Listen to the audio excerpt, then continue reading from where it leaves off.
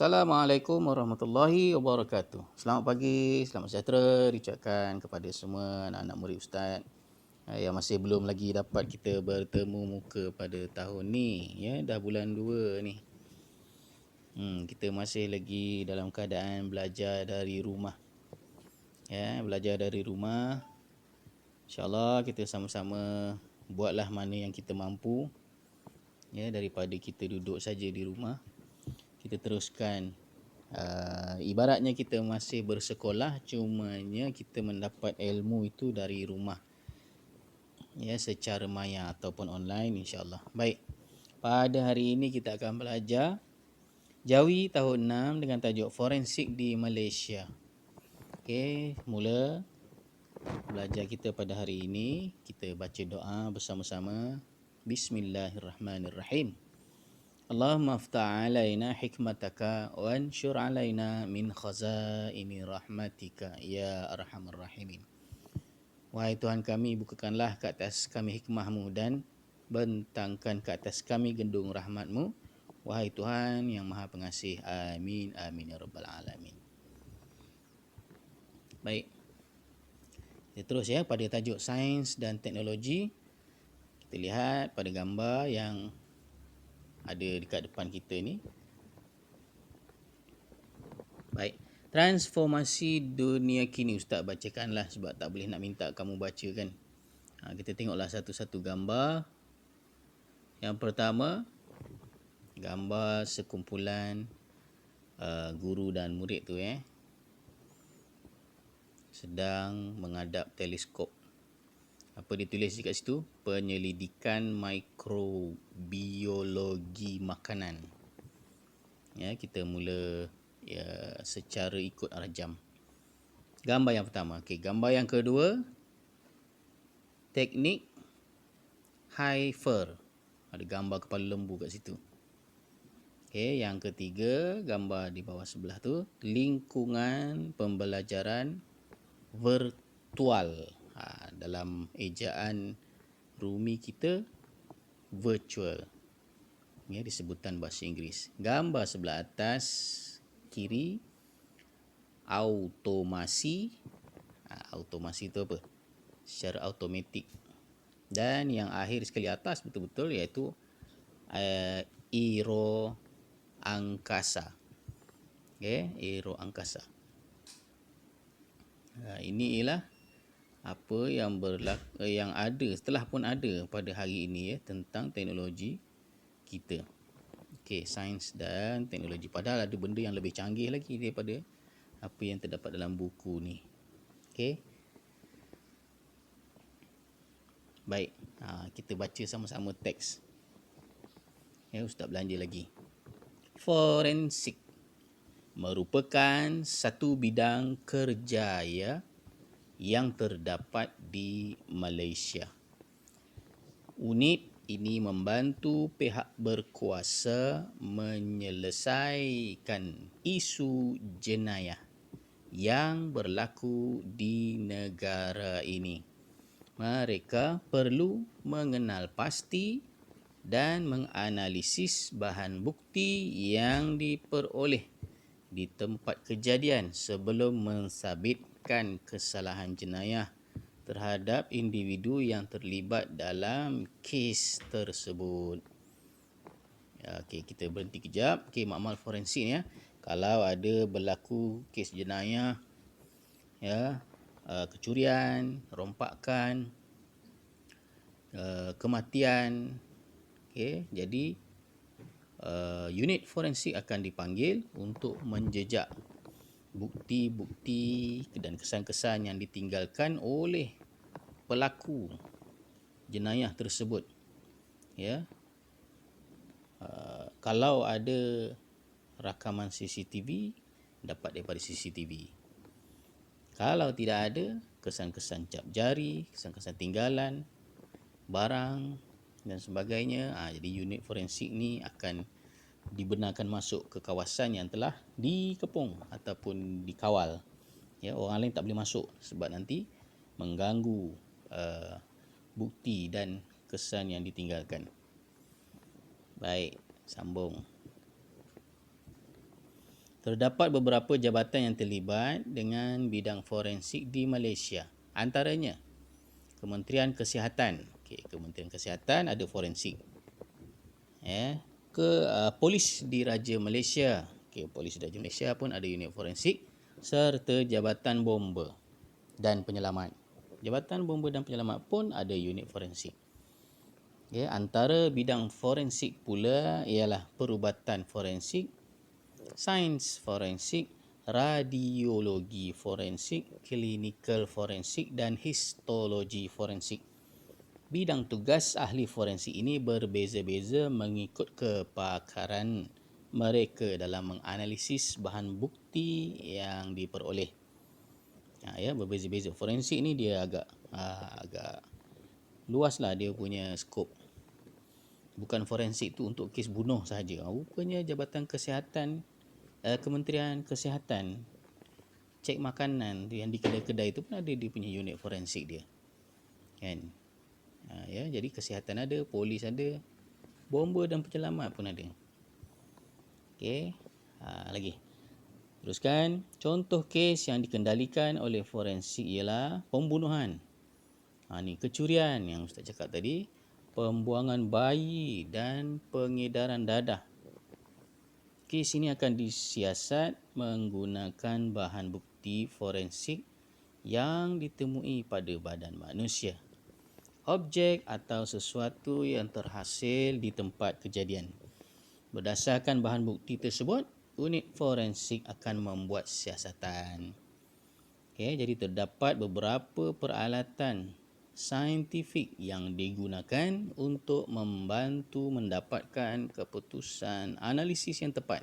Seperti peralatan yang digunakan di Jabatan Kimia Malaysia.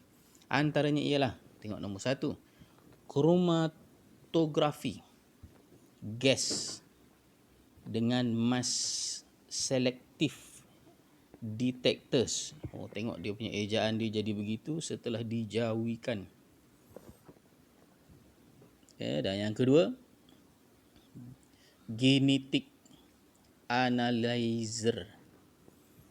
Rupa-rupanya ejaan dia genetic analyzer dalam bahasa Inggeris. Kita jauhikan perkataan tersebut. Sambung. Melalui pelbagai proses siasatan yang dijalankan, unit forensik dapat mengesan dan mengenal pasti individu yang terbabit dengan kesalahan jenayah.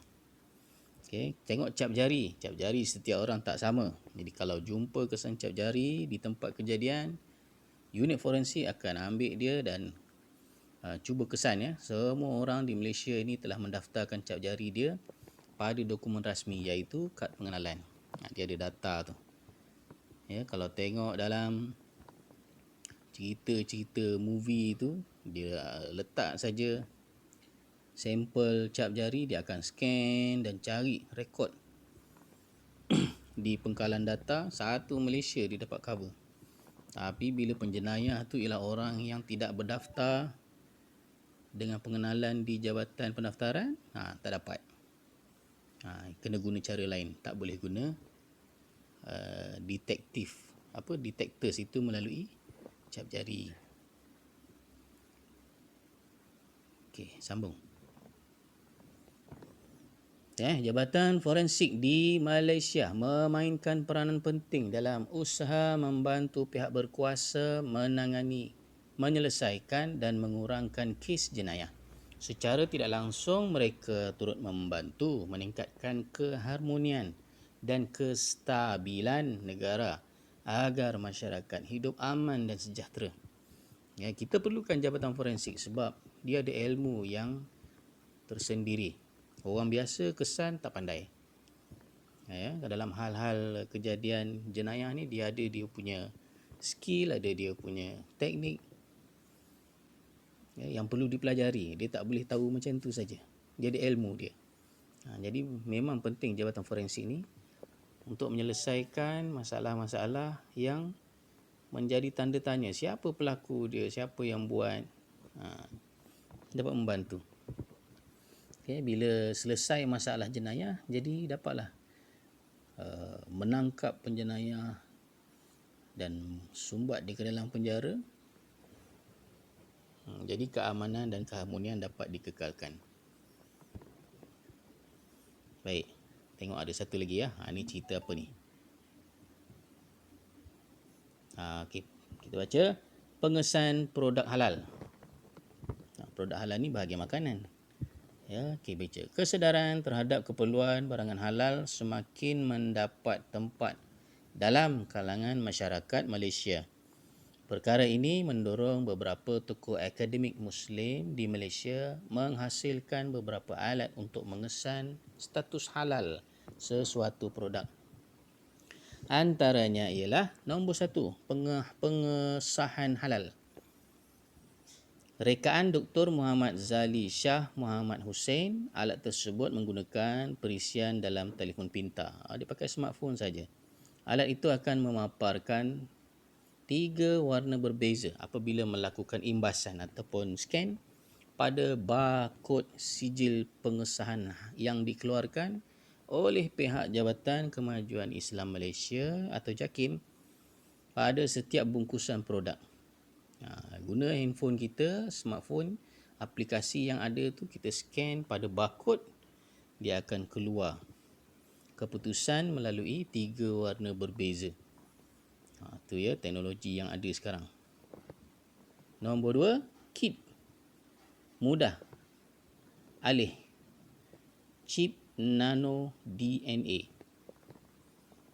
Okey, kit ini ialah rekaan Profesor Uda Hashim yang mengetuai sekumpulan penyelidik daripada Universiti Malaysia Perlis, UMP. Okay, pengesan DNA ini menggabungkan asid nukleik untuk menganalisis sampel melalui isyarat elektronik. Dalam chip nano tersebut, pembaca dapat mengesan status halal produk yang dipilih sama ada dalam makanan, kosmetik, ubat-ubatan dan pakaian. Ada 2 contoh untuk mengesan produk halal. Jadi ada pun ni, kadang-kadang kita tak tahu. Rupa-rupanya dah ada dah, kita tak dapat gunakan. Setiap kali beli makanan, dia mesti ada label barcode. Rupa-rupanya barcode tu kita boleh scan gunakan handphone kita. Melalui aplikasi yang kita muat turun lah, kita download. Baik. Tengok terus. Kepada beberapa perkataan asal daripada bahasa Arab. Okey, yang ini awak baca sendiri Tengok ya, sabar, saf, sahabat, sahih, sabit. Yang mana sebelah rumi itu apa jawi dia. Rumi, jawi dia awak baca sendiri. Awak eja balik. Okey. Ni kita tak boleh lama kat sini sebab nanti saiz fail ni jadi besar. Kemudian ada lagi sambungan lampiran kedua. Huruf S, huruf T, ada beberapa perkataan lain. Ni lampiran ketiga. Ni ejaan Arab, ada ejaan Rumi dan telah dimelayukan. Dia ada sedikit perubahan. Okay, pada kertas contohnya, ejaan Arab dia kirtasun. Jadi kertas. Jadi dimelayukan, ditukar qaf tu kepada kaf, kertas. Sabun pada ejaan Arab, dimelayukan kita guna sabun. Fikir. Fikir tu. Jadi di Melayu kan kita bubuh ya sebab kita tak ada baris. Kita punya bunyi gunakan huruf vokal alif waw ya. Begitulah awak baca sampai habis Satu sampai bawah ahli tu. Okey, tengok. Tengok. Yang ini pula perkataan pinjaman bahasa Inggeris. Okey, awak baca satu-satu. Ada berapa tu? 7 kan? Baca satu-satu. Okay, boleh pause dulu, baca tengok macam mana dia punya eja. Penting ni, nanti ada latihan nanti. Pengecualian. Apabila perkataan daripada bahasa Inggeris diakhiri dengan 2 huruf konsonan. 2 huruf konsonan. Konsonan ni ialah lawan daripada vokal. Vokal A, E, I, O, U. Konsonan semua huruf kecuali A, E, I, O, U tadi. Maka huruf konsonan tidak boleh disambung. Tak boleh sambung dengan huruf konsonan sebelumnya. Contoh sains, tengok N dengan S di belakang, itu ialah konsonan. Jadi dijawikan dengan cara nun dengan sin tak boleh sambung. sin alif hamzah, ya nun sin tak sambung. Konteks K dengan S di belakang. Apa jadi? Kaf dengan sin tak sambung. Automatics. Kaf dengan sin pun sama, tidak boleh disambung. Okey, arahan tugasan ni latihan untuk awak semua. Jawab semua soalan, pastikan ditulis, jawab dalam buku teks, pastikan hari, tajuk dan tulis dengan jelas.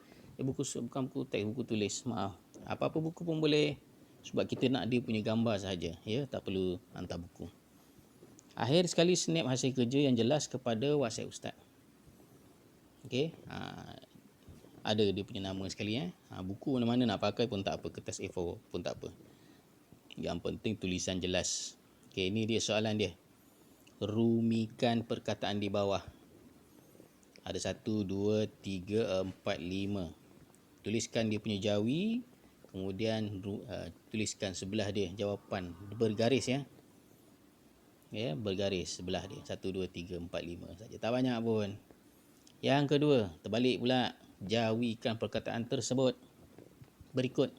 1, 2, 3, 4, 5, 6, 7, 8. Tulis perkataan 8 ni, kemudian buat simbol tolak sebelah dia, ataupun sama dengan, buat dia punya jawi, snap gambar. Okey. Ataupun buat dalam satu ni, satu helaian. Atas tadi 5 jawi, bawah dia yang rumi, jawikan. Dan ada satu lagi ni, 3 soalan pendek je. Okey, apakah fungsi unit forensik? Sebutkan jabatan yang terlibat dengan bidang forensik. Sebutkan peralatan saintifik yang digunakan. Okey, selangkan sikit 1, 2, 3 tu untuk ruang jawapan. Buat saja ke semua tadi tu dalam satu helaian. Ya. Kalau muat belah tepi, kiri dan kanan, jimat sikit dia punya space, nanti dapatlah tangkap gambar tu dia masuk dalam frame tu kan. Jangan buat memanjang ke bawah. Sebelah kanan, sebelah kiri kosong. Boleh juga isi belah dua kertas tu. Baik, faham semua kalau ada apa-apa pertanyaan macam biasalah, awak boleh tanya, chat macam selalu tu. Okey, kalau nak tanya. Terima kasih. Semoga sama-sama dapat kita mempelajari dan berjaya mendapat ilmu pada pelajaran pada hari ini. InsyaAllah, Ustaz doakan semua dalam keadaan sihat. Okey, selamat belajar. Assalamualaikum warahmatullahi wabarakatuh.